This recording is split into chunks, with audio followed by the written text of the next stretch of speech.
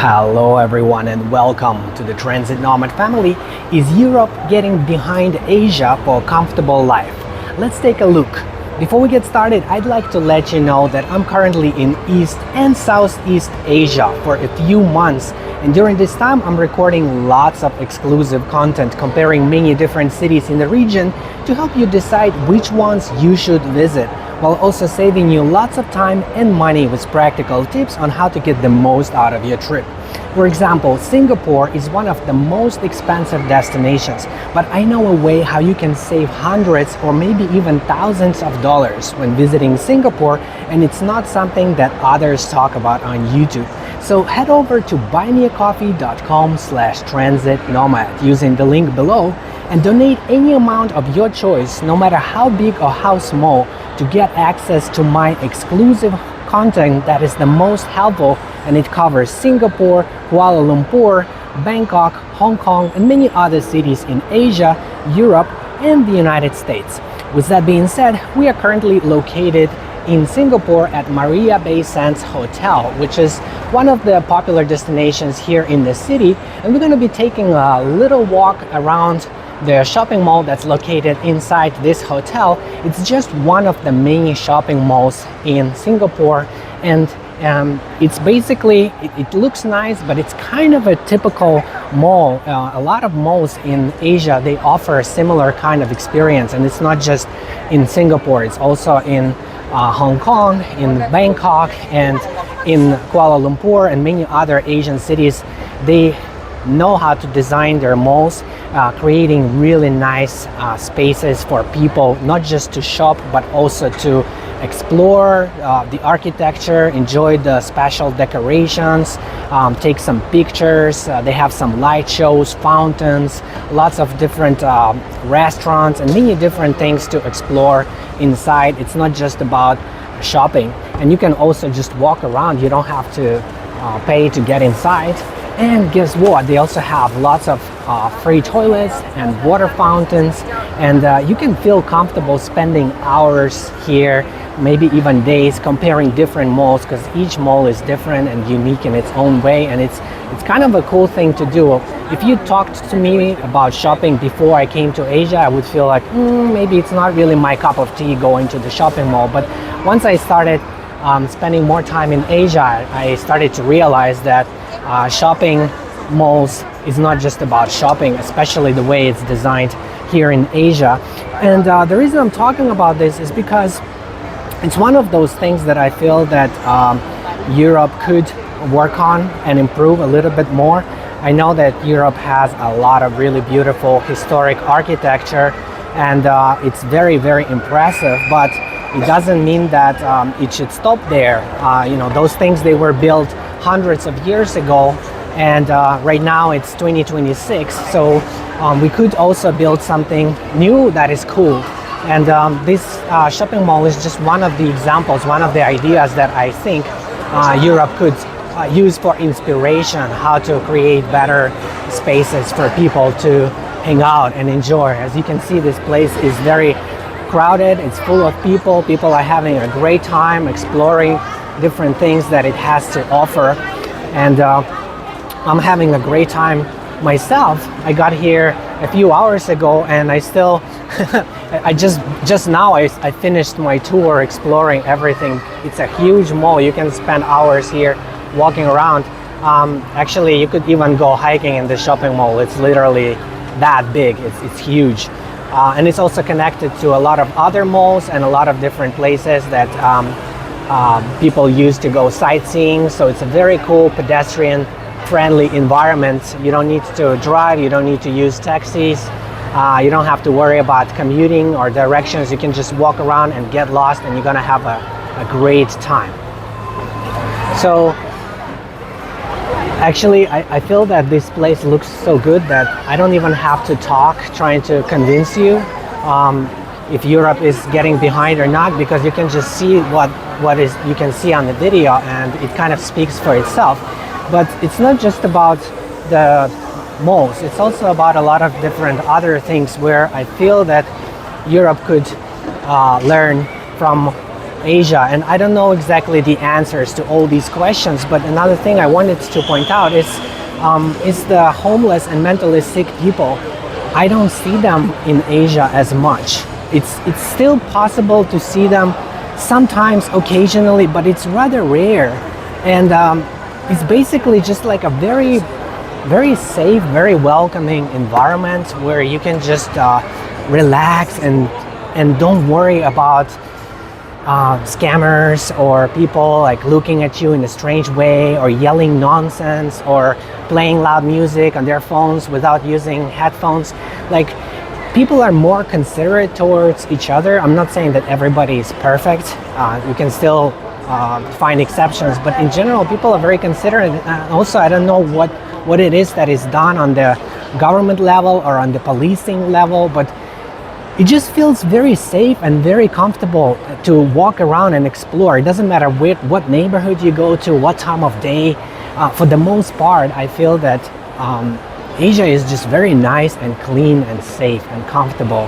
And when I go to many places in Europe, not all the places, but many places, especially around central parts, historic parts of the different cities where a lot of the main attractions are, they are really not very safe and not very clean, and lots of suspicious characters looking at you in a strange way, trying to sell you something, or you can see like you don't feel very comfortable. Sometimes people are asking you for things, like asking for money or asking for something else, trying to play some tricks.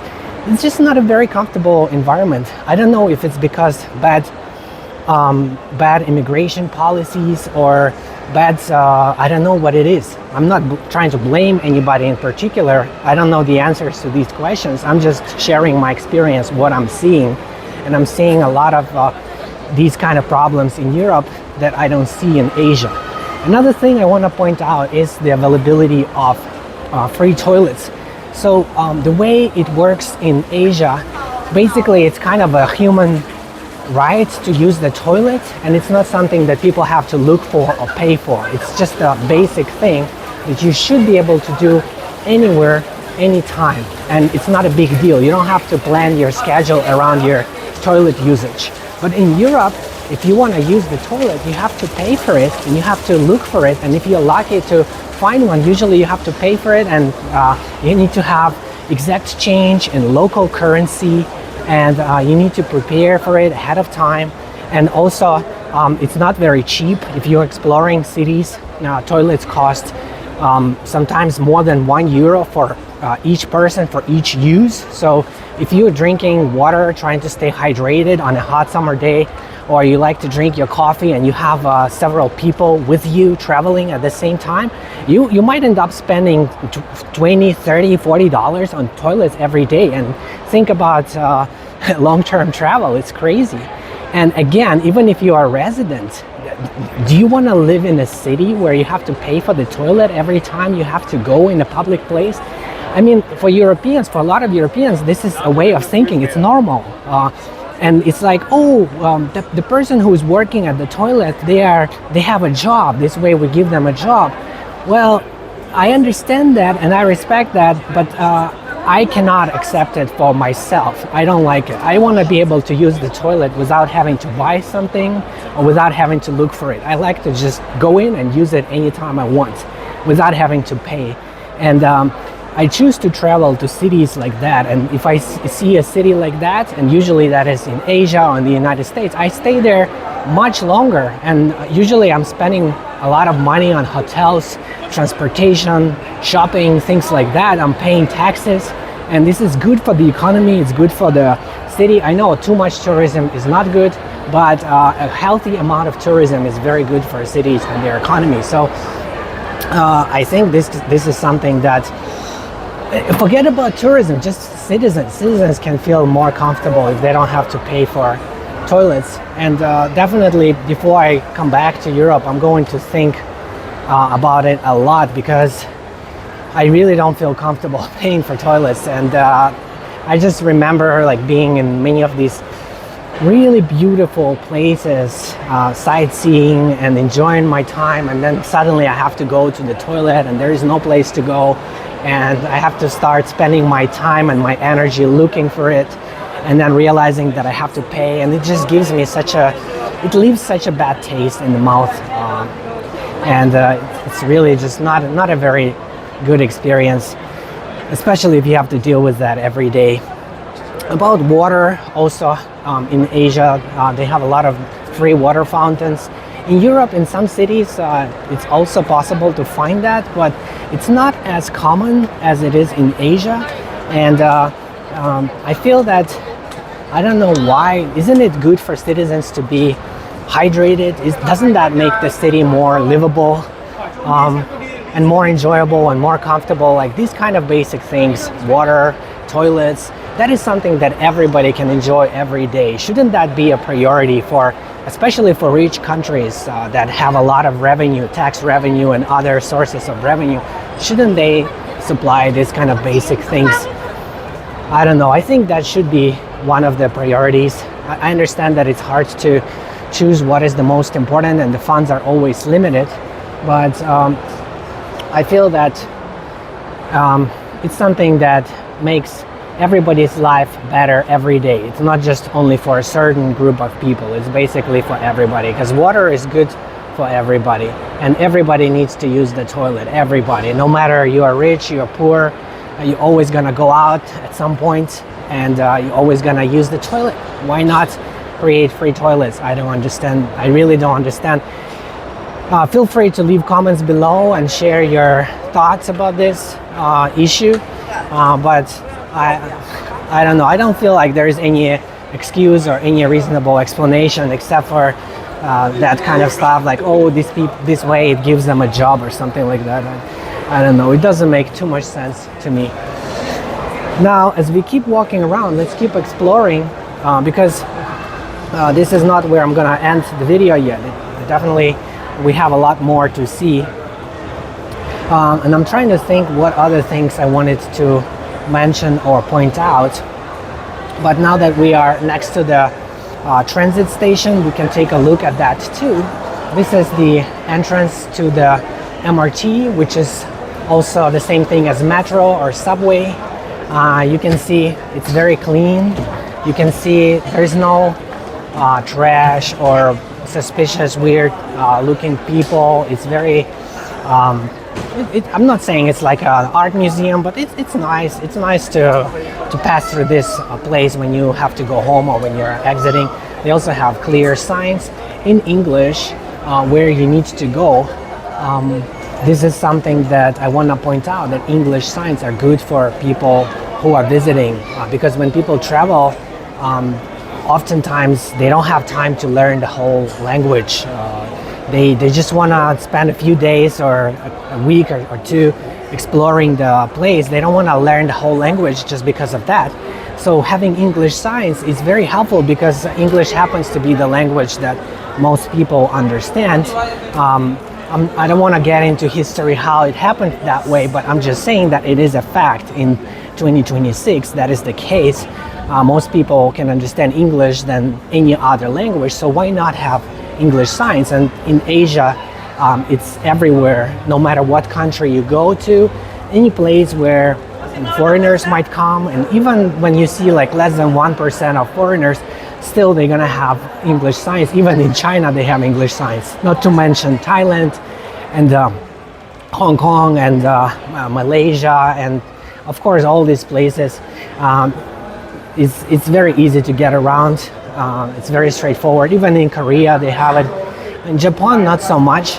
I feel that in this case, Europeans, some I'm talking mostly about Western Europe, because in Western Europe, countries and people, they feel so proud about their language, and they would tell you, I'm pretty sure somebody in the comment section is gonna say, we speak, this is a German-speaking country, so you shouldn't expect English signs. Or we are not complaining about no German in America or something like that. Well, that is I totally understand that, but it's a different mindset. I'm speaking from a traveler's perspective. I'm not trying to say that German is not a good language or French is not a good language. It's a beautiful language. I love German music and lots of things that Germany has created, and same thing about France. I'm just saying that English signs, they help people get around. They make it more welcoming and more enjoyable to spend time in that city, and also that might even encourage people to learn other languages because they feel so welcome and so comfortable to be there. I don't know, for me, if I am in Western Europe and I don't see any English signs, it just makes me feel like I'm not welcome. That is the way I feel. I just feel like, oh, they probably don't want me here. Again, my first language is not English. The reason I'm speaking English is because this is the language that most people can understand. It's not because it's my favorite language or because I'm trying to say that everybody in the world should speak English. I'm just speaking from the perspective of convenience for people to understand each other and to get around different places and to get along. If you need directions, English signs will help a lot. So this is another thing that I find it better in Asia about getting around. Also, Eastern Europe, they don't have this problem. In Eastern Europe, usually they translate everything to English. So good job. But still, of course, not everywhere. This is something that can still be improved. But it is certainly better in Asia, this part. Now, let me think if there is something else I wanted to mention. I mentioned about water, toilets, language, design and architecture when it comes to modern style. Also, suspicious characters, homelessness, cleanliness, safety. I mentioned a lot of things. Public transportation is very good in Europe, and it's also very good in Asia. I feel that it's hard for me to say which one is better, Europe or Asia, when it comes to public transportation. I know for sure that the United States is behind, but I'm not sure if Asia or Europe is better. Maybe I'll be able to think about it more, but based on my experience, most people, they get around using public transportation with no problem in most big cities in both Europe and Asia. And it's very comfortable, it's very frequent, people usually don't have to wait. It's also relatively affordable. Maybe in Asia it's more affordable, so that's a good thing. Also, maybe in Asia it's cleaner, which is another good thing. About frequency, it depends on the line, depends on the route, depends on the city. It's hard to generalize it like that. But I'm gonna think about it, whether it's better or not. Europe definitely wins when it comes to historic architecture, but historic architecture is definitely important, but it's not enough to make the city awesome. It's enough to be proud, something to be proud of, it's something good to explore, but it's not enough to make you feel comfortable living there or staying there long term or exploring, because the architecture can be beautiful, but if there's no toilet, I mean, you can enjoy it for an hour, and what you're gonna do after that? About things to do, museums, entertainment centers, concerts, Europe has a lot to offer, Asia has a lot to offer. About manners, I feel that people in Asia are a little bit more considerate. I already talked about it a little bit earlier. They are a little bit more quiet, a little bit more polite and respectful. They do see others around them, and they feel like, okay, I don't want to get in the way of this guy, or I don't want to disturb that guy, or maybe this person needs help, let me help them. They think about others. It's part of their culture, and this is something that individualistic cultures can learn from. I'm not saying you have to only think about others. Of course, you have to think about yourself, you have to love yourself, but also you have to think about others. It's not just about you. Everybody is special. Everybody deserves attention. Everybody might need help sometimes. So it's good to be kind to people, and maybe it's gonna come back to you someday, your kindness too. So I feel that in Asia, people are very kind, maybe kinder. Maybe this is just my opinion because I'm a foreigner, and they like foreigners. I feel in general they welcome foreigners. They feel proud that foreigners are coming to their cities or their countries. It's definitely a big difference. Like if I'm coming to some European countries, I feel like we are good the way we are. We don't really need you. We don't want you. If you come, like we are doing you a favor by letting you to come. In Asia, the attitude is totally different. It's like, wow, you found the time and the funds to come to visit us. Let us show you around. Let us introduce you to our culture, to our food, to our special things to do. We are so grateful that you found the time to visit us, and we appreciate you so much. That is completely different attitude, as you can tell, and that's why I'm very excited to stay here for a few months. And on this note, it's a perfect time to tell you that whether you're currently in Asia, Europe, USA, or anywhere else, if you haven't done much long-term or long-distance traveling lately, I would like to challenge you to broaden your horizons and give it a try. When you visit new places, you might find yourself feeling happier and more fulfilled with new ideas, inspiration, and motivation to accomplish your life goals. And it's not just my personal opinion, it's confirmed by scientific research. In the worst case scenario, you'll just learn how to enjoy your home country or home city more. And either way, it should be a win-win. So as an active traveler and business owner with experience, I might be able to assist you with trip planning, life coaching, and business consulting, with all the details available at buymeacoffee.com/transitnomad or through the link in the video description below. This is where you can also find lots of exclusive content on many different cities around the world, my secret tips, PDF guides, and the option to request a custom video on any topic that matters to you. Thank you everyone for watching, commenting, liking, and subscribing. I appreciate you being a part of the Transit Nomad family and look forward to seeing you in the next one. Bye-bye.